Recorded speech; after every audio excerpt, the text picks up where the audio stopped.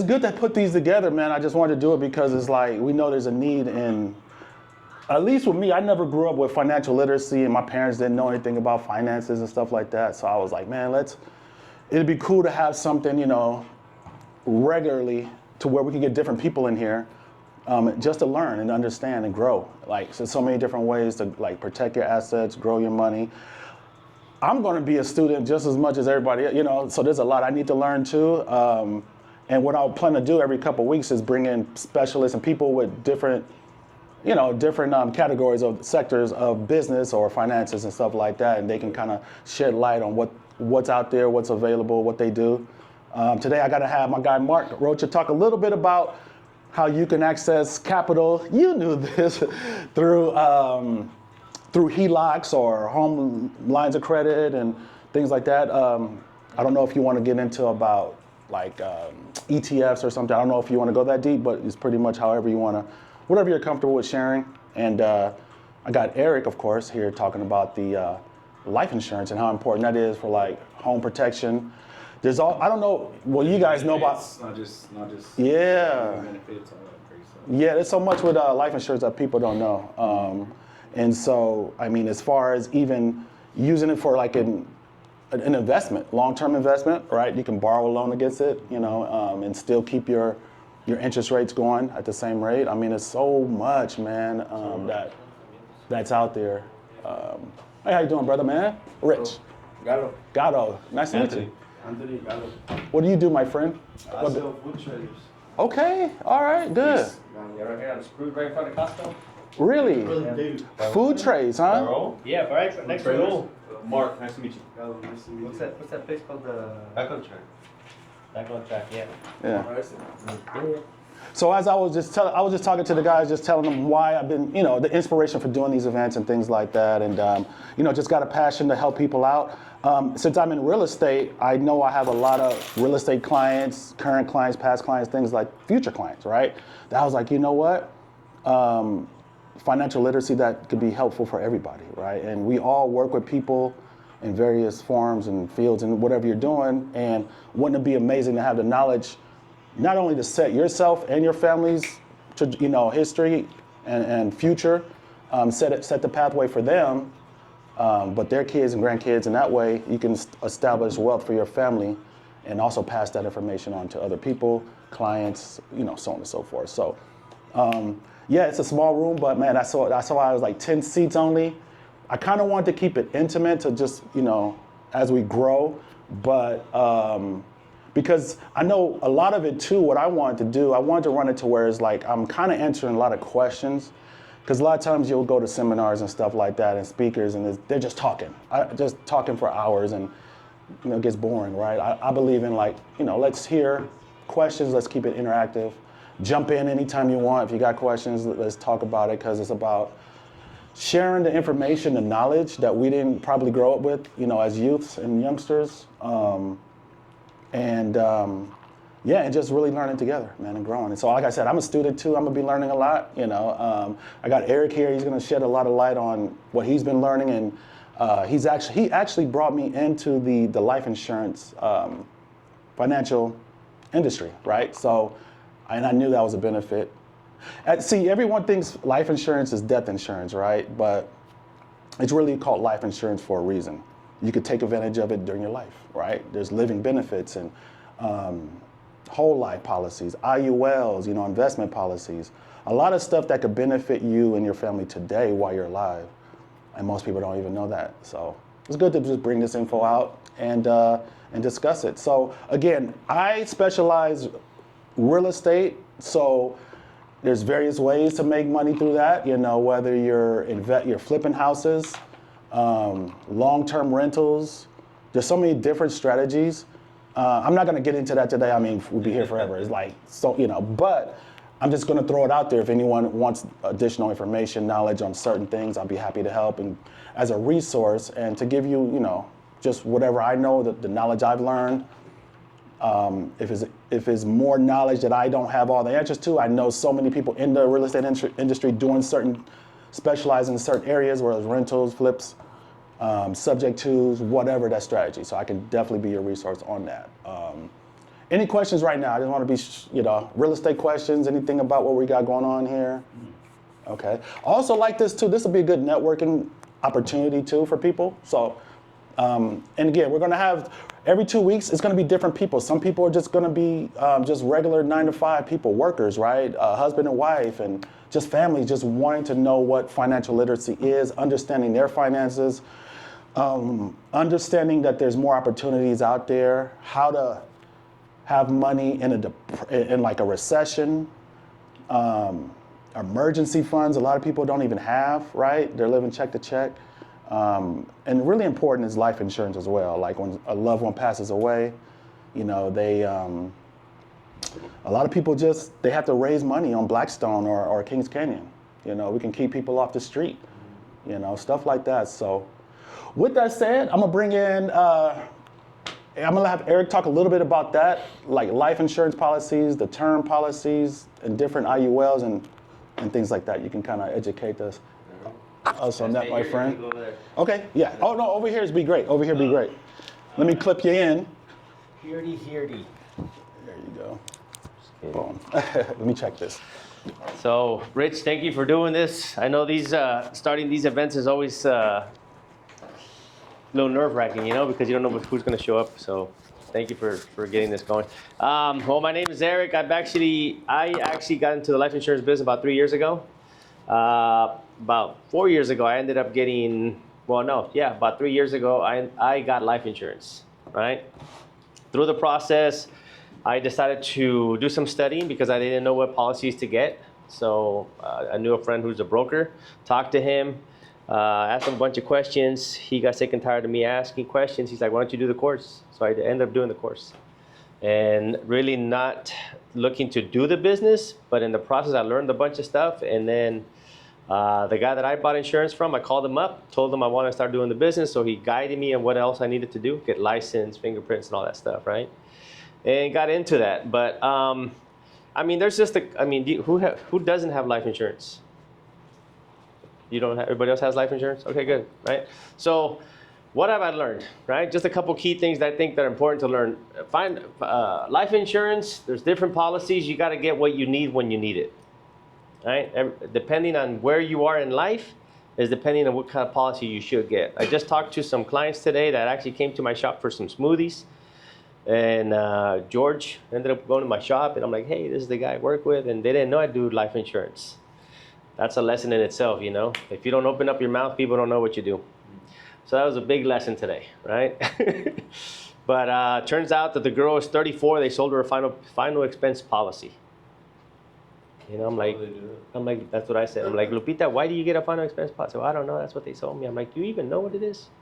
So I explained to her, and I'm gonna meet with her probably tomorrow or the next day to help her get actually an insurance policy, because she just had a newborn, 3 months old, and she has 3 kids. But insurance, what have I learned? Insurance is income replacement, right? That's one thing I've learned, that really what all life insurance is income replacement, just in case something happens. The other thing, the other thing that I'm really putting into practice, and because I know we all do sales, but in insurance, I've learned to tell people, you cannot buy insurance from me right now. Even if I wanted to sell it to you, you cannot buy it from me right now. And that phrase in itself has eased off a lot of pushback. I'm like, well, I'm not ready to get a presentation or stuff like that. So I've been using that a lot. I'm like, hey man, even if you want to buy insurance right now, Mark, I can't sell you insurance. I'm going to sit down with you, educate you, see what the policies do, see what you need, and if you need anything, then we can fill an application, right? Submit it to the company, and the underwriting is the one that's going to accept you or not me. My job is just to help you figure out if you need this or don't need this. And just that switch, right? As far as language really changes a lot.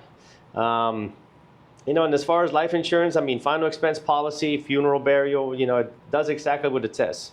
Money for final expense available within 24 to 48 hours, which is important.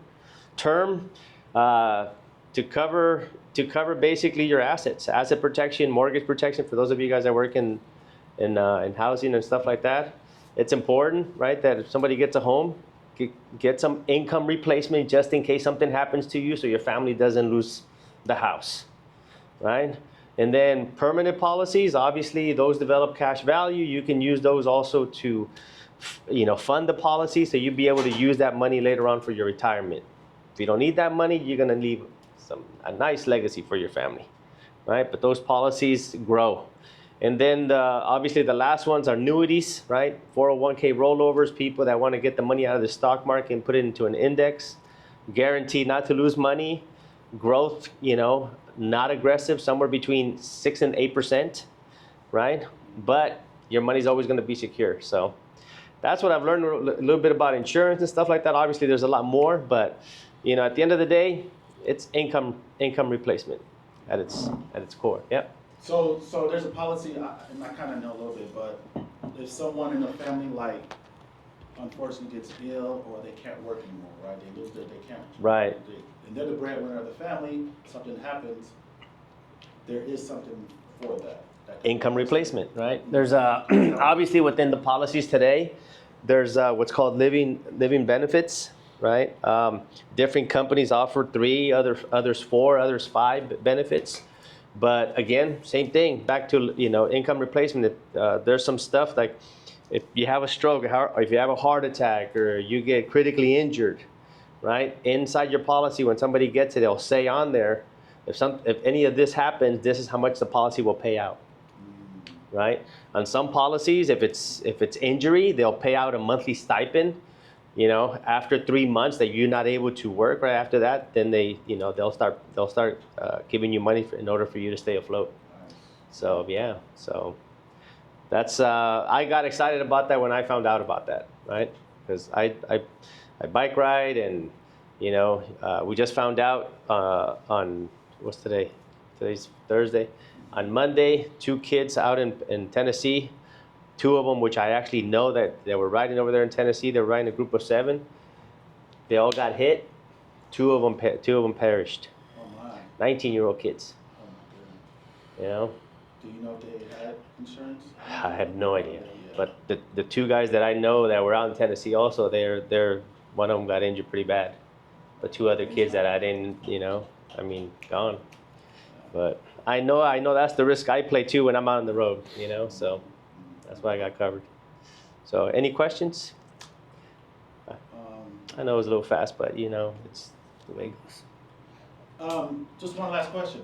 So, if as a parent, right, and for your kids to set them up, because a lot of families we don't even know that we can have something to set our kids up, for success once they become an adult, right? So if they're like 5, 6, 7 years old right now. Would you recommend setting up like a term policy for them, or like an IUL, whereby the time? No, definitely an IUL, right? Okay. I got my daughter in IUL and my son in IUL. My wife's got an IUL because it's going to develop cash value. And another thing you guys got kids? Mm-hmm.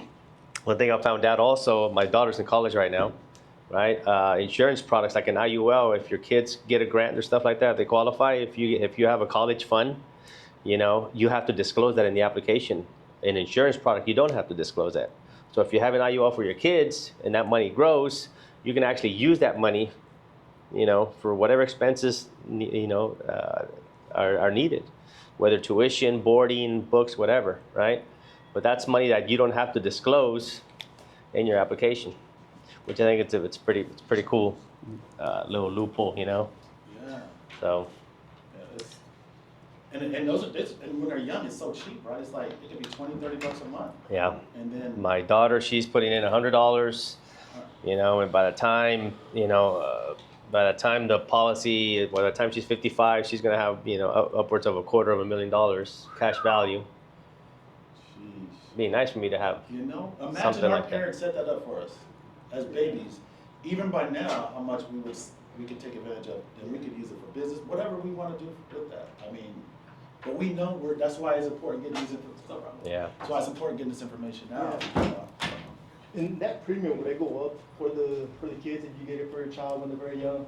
No, premium's locked. Okay. What you can do, you can actually start pouring more money into the policy to make the cash value grow more aggressively. Okay. That you can do, so.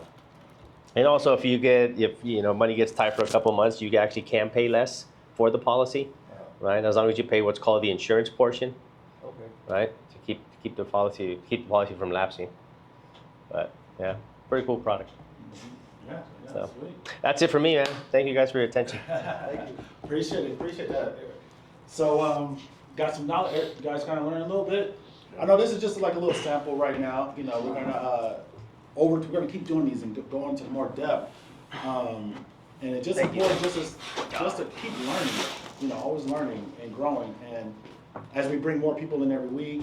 Oh, also too, before you guys leave, grab people's numbers and contact, because if you have additional questions, most of the time, you know, we think of something amazing that we should have asked on the way home, or we'll be home like, oh man, I should have asked them that. I don't know how that works, right? So that's why it's good to connect and grab everybody's contact information and stuff like that. We got a loud bunch here. Talkative, man. Nobody got questions, huh? Yeah. So let me ask. So everyone doesn't have a policy, insurance, or anything like that. Or how about, does everyone have like a savings account? Everyone has a little savings account? Okay. So with my guy here, Mark, who's going to kind of say a little something next, what I didn't know, again, it should be criminal how much we weren't taught, right? Yeah. I was 40, late 40s, when I heard of a high interest or high yield savings account. Mm-hmm. So if you have a little bit of money, whatever, you know, because a regular bank account, what? You got your money in Wells Fargo, Bank of America, you're getting 0.00 point whatever, like pennies, right? That money is just, you're really losing money when it's sitting there, right? But my friend here put me on a few years ago, like, hey, you know, there's high yield accounts, and when rates are higher, it pays more. The bank account grows faster. So when I put mine in, it was 5% interest at the time. I think it was going at Discover. Yeah, they were high. So it fluctuates, yeah, sometimes between 3 and 5 or even more, but it just makes sense. If you got any cash anywhere, don't leave it in something just regular, put it in something like that, so that way your money's making money every month, right? So we got some good math people in here. I'm gonna do a scenario. So if you got, say, 20,000 in there, just say if we had 20,000. At 5%, how much is that annually? Does it make? You're a math man. 1,000. Annually? Yeah. Okay. So you divide it by 12, and that's You what divide you by get. 12, Yeah. right? So that's about 100 and something dollars. 80, 90 bucks, something like that. Okay, Yeah. yeah, whatever. But hey, that's money, right? Whether it's $5 a month, is way more than your bank. So just little stuff like that. ETFs. There's so much out there, guys, that we just gotta kind of just trying to seek the knowledge and seek the information, and that's why it's important having these events and having different people every time and chime in as much as you can. So with that said, I'm not talking too much. I don't like just talking and yapping.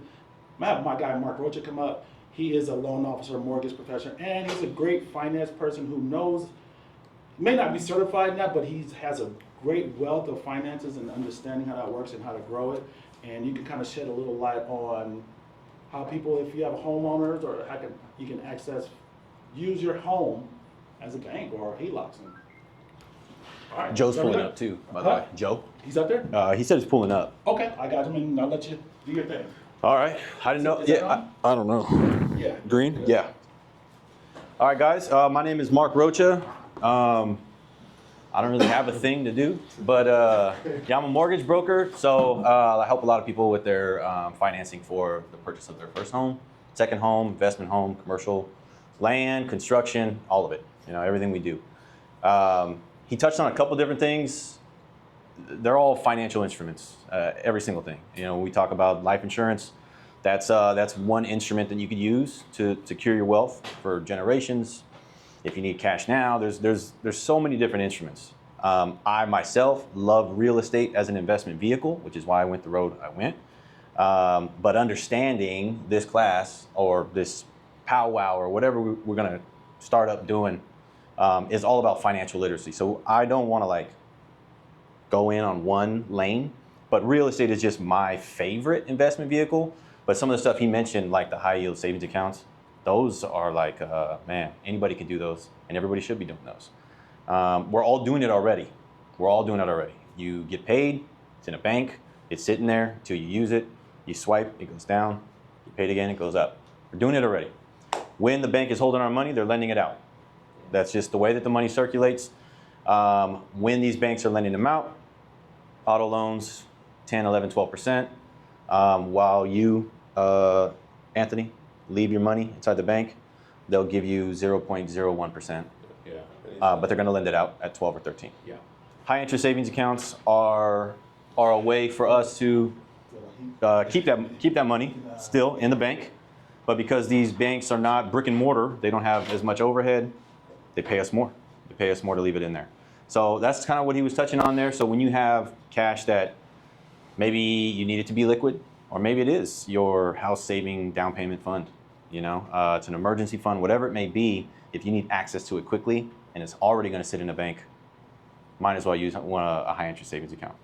What he was saying is when the rates get higher, kind of like how they are now for mortgage rates, they're upper 6s, lower 7s if you're buying investment properties, which is crazy. If you think about it, 5 years ago, people were buying 2 and 3s.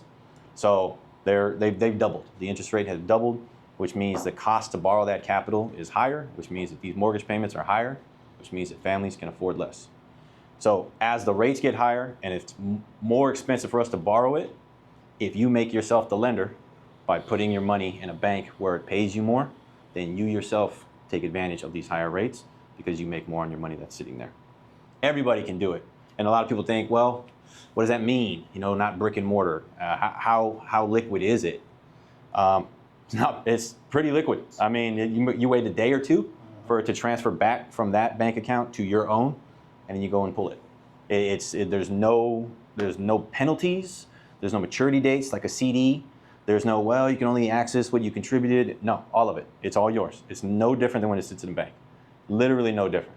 Okay, so it's not invested in anything. It just literally, we're lending it to Discover, lending it to Ally, lending it to Citi, whoever it is, whatever account you put it in, they're using your money to make more. And because they're making such a large spread, they're going to give you larger than what your bank would give you.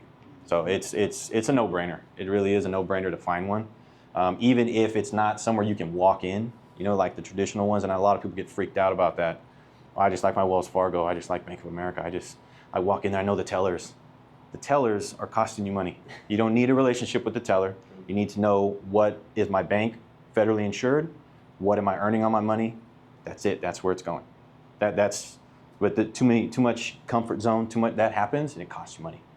It's costing you money to just not leave it in there. And nobody makes money off of telling you to move it into a bank. There's no referral link. There's no nothing. It's just what people should do. 100%. It's just what people should do. They're missing out on $60, $70 a month that they could be getting elsewhere for nothing, for no additional work at all. So that's crazy. I know that's one thing you mentioned was a high interest savings account. What was the other one? You talked about the HELOCs or No, HELOCs. Let me ask you a question. So how do you open up a high yield interest account? I mean, everything you're saying right now just makes complete sense. So Good question, Eric. Good question. SoFi is another one. Good question. The same way you open up the bank account you have. The same way. You do it online. You put your information in there. They create an account for you. They have you link. For example, I bank with Bank of America. Mhm. So Yeah. So when you created that account, you went in there and did an application, or you did it online, whatever it was you did. When you go to SoFi.com, you go to Discover. I'm gonna say multiple because I don't want people to think I'm sponsored or something. Capital One. But you're open to sponsorship. But I'm. you're watching that. You go to any one of these, you're going to say the same thing. I want to open an account, checking and saving account. You fill out their application, and it's whatever their time process is. They're going to open an account for you. It may take a day for you to be able to connect your bank to this one, and then you just wire your funds, and it sits in there. And they're going to calculate what they pay you at the end of that month, based on however much the daily balance is and the average is for the month, and that's what they pay you off of. Yeah, I mean and it seems like nothing, right? And then a lot of times, and I'll talk to people like, hey man, you got 15 grand in here saving up for your house. We need to get to about 20, so you're on your way, but let's move it over here. Let's move it in here. And they'll be like, well, why would I do that? It's gonna be all the headaches and this and that. It's really only an extra $15 a month, Mark, $20 a month. I said, okay, well, how about we increase your auto bill by $20 a month? How irate would you be with the company when your auto bill goes up by 20 bucks. It's a big number when they're wanting it from you, but it's not a big number when you're making it. So then people are like, well, okay, what do I got to do then? It's super simple. Yeah. You open it up like a regular account. It's a no-brainer. Good question. Yeah, it just- It really is. And you know what? You could, I was gonna say, you could be I mean, at some point, the idea is to build it up that account enough to where it could probably pay a bill, right? The interest is paying the bill. Yeah. You know, make a couple $100 a month just off the interest. So that's just, There's free money, bro. there's a level to that beyond it too. A lot of times I'll tell people, oh, well, which one do I do? Which one do I open? Well, who do you already doing business with? Like if you already have a Discover credit card, then open up a Discover savings account. Because as your money's in there, just start using your Discover card to pay for gas. You're gonna do it anyway. You're gonna use your debit card anyway. So swipe it for 80 bucks, 90 bucks, whatever it is to fill up your tank now, 150 on some of these trucks and the cost of gas. 150, you're gonna do it anyway from your debit. Instead, do it from your credit card and then just wire it from your Discover savings to pay off your Discover credit card before interest accrues, and you're gonna make the reward points and pay no interest on it. yeah. That requires a lot of discipline because people will be like, swipe, swipe, swipe, swipe, minimum payment. Swipe, swipe, swipe, minimum payment. Yeah. Don't do that. Yeah. So it takes some discipline for sure. But that's what these rooms are for. I mean, we want to learn, okay, how do we game the system? This is how you do it. If you go to a bank account where you already have something set up, so you just use your credit card for funds, dinner, you take the wife out, whatever, boom, 120 bucks. You're going to do it on your debit anyway. Yeah. Charge it on the credit card. You get the points for using the card. Move it right over the day it posts, which is like a day or two later. Done deal. And it's like you paid cash, but you get rewards on your credit card now. Yeah, that's why I just got a phone right now too. I was like, all right, so should I do it right now? Should I wait till the payment's due? And he's like, no, go ahead and do it right now if you don't want to accrue, because the daily interest accrues daily. The interest accrues daily. I really found that out like 2 weeks ago Yeah. on the credit card, and I was like, damn, it's all right. I was like, yeah, I'll go and do that right now. Yeah. And it will accrue, but after the due date. So like, if you do charge, I probably shouldn't say it because people are gonna. Well, Yeah, it's gonna. yeah. So if somebody charges 200 bucks to your credit card, right, or you charge 200 bucks to your credit card, and the due date comes, you're actually not paying any interest on that 200 until the next payment. So you do have a little bit more time, Yeah. but don't play that game. Yeah. Yeah. So it's like living on the edge. You know, you don't want to tippy toe that because now it was 200, now it's 900, and you're like, well, I'll do 450. You know, now you're paying interest on it. It defeats the whole purpose of it. Regarding the discipline aspect too, regarding the high yield savings, because he's the one who actually got me to open high yield savings as well, about beginning of the year, I think it was. Yeah. And there's been a lot of times, because it's not, and this, I got mine through Discover as well, and it's not instantaneously when you want to transfer it to your bank account. And there's been times where I'm like, I want to buy something where just for like the point. dopamine hit. Good point. And it usually takes 1 to 2 days for it to get sent to your bank account. So like I'll be transferring it, and I'm like, but do I really need this? You know? Yeah, And I was yeah. like, I'll just leave it in there. It's like an extra safeguard to frivolous spending. It's like an extra. Sometimes too, like, you don't need it, so I'm Yeah. just. Yeah, like in 2 days, am I still gonna need it? Like, why not? Yeah. And that's That's a how good you point. know, and That's a good that point. does keep you from pulling from it, because the objective is to keep as much in there so it can accumulate faster and more, right? I mean, if you want to build capital, you gotta keep capital, you gotta keep feeding it, right? So it can just generate more. And honestly, it just feels good to not Uh-huh. be the consumer from these businesses and instead be the lender. You know, instead of being riddled in debt, you're actually making money from the credit card companies. So, it just feels a lot better. You don't feel like you're being taken advantage of so much. So, Actually, I was looking into doing that too because I pay my life insurance annually. So I was like, okay, where do I put the money now until that Yeah. time? So I'm gonna pay until January. I was like, okay, I'm just gonna put it in there so it accrues a little bit, mhm. and then throw that money into the life insurance policy too at the end. So Yeah. yeah, I was like, Yeah. I was like, Tap. yeah. Is there any when you pay the insurance, whatever the policy is annually? However you pay it, is there a fee or a cost for paying with a credit card? No. With credit card, there's Maybe. only like 1 or 2 carriers that still use credit card for payment, but it should have come out of your check. Yeah. Yeah. So so you could just save up your whole year's worth little by little in the high yield savings, and if there's no fee, use the credit card, Mhm. and then as soon as it posts, pay it off because now you're getting whatever the annual premium is in points, Yeah. and they'll kick it back to you. Oh, here's $11 for using that much Exactly. on your credit card, and you paid 0 interest on it. Yeah, that makes sense to me. Then by the end of the year, you use that for your Christmas shopping. You know, I think That's what I do. Yeah. I think I my love the son's points. policy still accepts credit cards. I know mine doesn't, my girls don't, but I think his does. Yeah. Not as much as mine, but, you know, but Yeah. I think I could go with this. Yeah. If any sites cost you or charge you for using your credit card, then obviously don't do that. You know, don't use the credit card to pay it because now you're defeating the purpose. You're paying interest up front. But if they don't, yeah, use the credit card and then slide the savings over. If you don't mind, coming from retail banking career of like 10 plus years, B of A and a couple other banks. Yeah, the best thing to do is if you already have an existing account, existing relationship, it could be good, it could be ugly. I mean, with your bank, we've all been there, but talk to your banker. Let them know what your plan is, and the best thing to do is have them do the work for you, have them build a plan, and then once you're ready, you have all the details. I mean, then you can jump in and commit to something to get you that money, flip that money back and work for you, rather than you working trying to pay off a minimum balance or trying to pay off a monthly fee. I mean, you use it to your advantage. Yeah. Your bankers are there. You're the reason why they're working. So yeah. Does Bank of America have they have CDs, right? But do Yeah. they have a high interest savings account? I believe B of A does. Do they? It's been Okay. a while since I left there, but I believe they do. The bank I worked recently, they only had about their biggest thing was like a flex CD, Yep. which obviously isn't much unless you're gonna dump a bunch of money that you're completely fine with leaving there for 11 months. Yeah, that's And those then- maturity dates. Yeah, And once you have maturity date, then you're good to you go. get that money back, the interest, but then you still hold on to that cash. Yeah, Right. so most of them just roll it back into You gotta another dump one. it off before Uncle Sam comes after you. So yeah. Keep moving. Yeah. Yeah. Did you want to roll into real quick? the Sure. HELOC? Any other Talk about questions? HELOC or- No, I haven't yet. Okay. All right.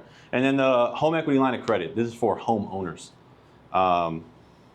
Beautiful way to recycle the equity that's in your house. If you've owned a home, especially if anybody bought 2019, 2020, according to now, you got a ton of equity in your house. You just do. Coronavirus shut down the world. Thought that was a collapse of everything, and it was actually the opposite. Home prices and values skyrocketed. Interest rates were suppressed on purpose to be super low, so a lot of buyers flooded the market, housing prices went up. All of that equity in your home is sitting there, dead. So if anybody knows anybody that owns a home or is looking to buy one, this is a benefit of yours in the future. When you have that equity in your house, the equity is the difference between what it's worth versus what you owe. If you bought it for $200,000, it's now worth $300,000. You have a $100,000 spread of equity in that home. It's worth that much. I only owe this much. All of this right here is available to homeowners. If you own the home, it's available to you through certain products. Then what you do with it, discipline again, is either going to get you in trouble or help you accelerate whatever financial plan you have. So if you're borrowing this equity through something called a home equity line of credit or a home equity loan, what you're doing is you're accessing this now, and it's going to operate like a credit card. They're going to give you a line based on the amount of equity you have in your house. You make no payment on it unless you use that money. Yes. So if you have that 100,000, they give you a line for 75. You can use that 75 grand for whatever you like. There's no payment on it until you use it. Now, if you're going to use it for paying down other high interest debt or remodeling your current home or pursuing other business opportunities, fantastic reasons to do so. If you're going to use it to go on vacation and a down payment on a boat and pay off that car and buy a new one, all you're doing is creating debt to go get more debt. We don't want that. But if you do the other three, any one of those three, where you increase or force the appreciation of your current home by doing home improvements, you pay off high interest debt, or you pursue you want to start a business, 75 grand is more than enough to start most businesses, you can do that. If you want to use that for a down payment on your next home, you can do that. So there's a lot, there's going to be a payment with it, it comes with it, and you want to factor that into whatever it is you plan on doing. So if you're going to use 75 grand out of this line to start a business, and that business is going to generate 4 grand a month, your payment on 75 grand is not going to be 4 grand a month. So you just use what the revenue, what the asset you buy with that line of credit, you use that income to pay that back off. And once you do that, that entire line is available to you again. So this is how people are recycling the equity in their house. Otherwise, it just sits there as debt equity. So home equity lines of credit, super easy to do. They don't take long. This is Joe. Joe's a mortgage loan officer as well. They don't take long to process. Homeowners have access to them all the time. It's like a forced savings account. You buy a home, you sit in it, you're making your monthly payment. You're like, man, this thing is steep. I can't wait till the rates come down so we can refinance. The entire time you're in it, though, the value goes up. You're paying down the outstanding balance, and that spread that you can borrow from just continues to grow year after year after year. So it's like a forced savings account, but it's only there through these products. Yeah. So if you don't use any of these products, you're not gonna have access to any of it. Does that still work if they paid the home off? Like my parents, they're done paying their house off. Is there anything, you know, like I don't know. Yeah. So yeah, it's not a problem. What that just means that your parents have no active mortgage on it. There's no lien on the house at all because it's owned free and clear. So if you do a line of credit or a home equity loan, you're just gonna put a mortgage back on it. Okay. So then whatever you have access to, you can use that in the same manner. Other people will have something they still owe, but they can only use this part. Mm-hmm. Your parents owe nothing, so they can use all of whatever it is. Thank you. Well, whatever percentage they allow you to go to. Yeah. So.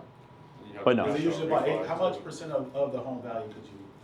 It depends. That's where the credit background comes in. So if you have a higher credit score, they're going to allow you to borrow more of your home value.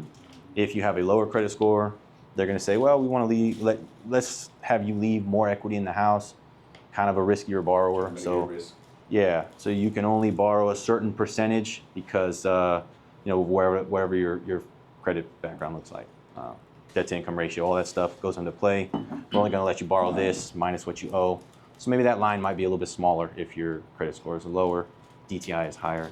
But yeah, if you're owned free and clear, got a great credit score, they're going to give you 85%.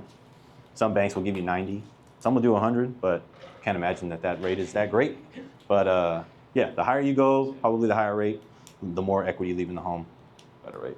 Question for you, Mark. Typically. Do you have any type of resource or maybe something where you can do like somebody that has an active mortgage that you can review their account and pretty much explain that or break that down for them in person, or is there anything? Yeah. So the process that we have, the ones that we use, a couple different banks. The beautiful thing about those is that they do soft credit pools, so they don't hurt a person's score. If you're ever getting any credit run and they say, well, it's going to be a hard pull, just know that that's going to show up on the report, and everybody, every company, everybody that looks at your name is going to know that, hey, they put in an application for some credit. You know what we're talking about. Car salesman right here, he knows. So boom, they're going to hit hard hit on everything. We do have some. So if somebody had a question like, hey, before I do anything, before any hard hit, before anything is signed, give me a breakdown. What does that look like? Equity, what can I pull? What's going to be the rate on that? What's that payment if I take it all? What if I only want half of it? What if they bring you like their statement? That's 100%. So if they want something like that, a case-by-case personalized thing, it's better to come in, have that run, soft credit pull, so nothing, no harm, no foul, no cost, no hit, no nothing, and then you can get an idea what the property value is, how much do we owe, what's our debt look like, can we afford this payment, what's the spread on the equity that we have, all of that. So it's best to do it case by case, even if there was some sort of AI to do it, which we do have. We do have an AI that you can run it